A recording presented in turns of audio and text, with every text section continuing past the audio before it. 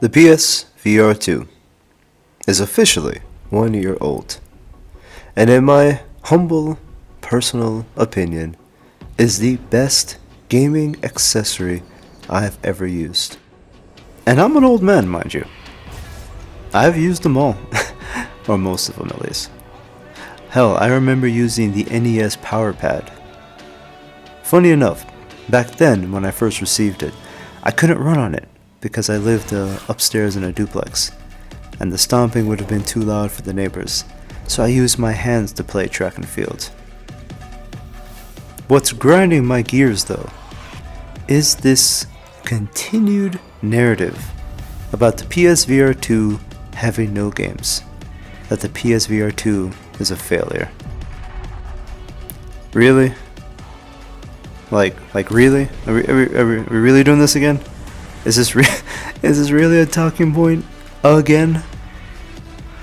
I'm gonna say this, but any YouTuber or influencer spouting that nonsense isn't worth their salt. What this reveals is the disconnect between influencer and real people. Every real player I know can barely keep up with the cadence of releases coming to the PSVR 2, let alone 0 each game. But all I keep hearing from the naysayers is, the PSVR 2 has no games.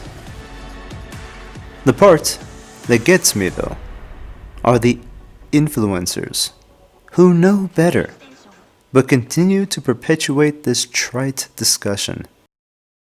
There are no games. There is no first-party support.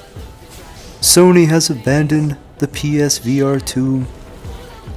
I'm not sure if it's clout or clicks they're chasing, but I do know that it serves to cement this impression, this narrative, into the wider community, and that's a disservice.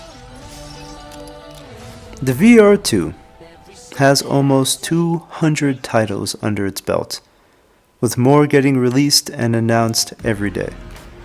The VR 2 has a number of exclusives you can't play anywhere else.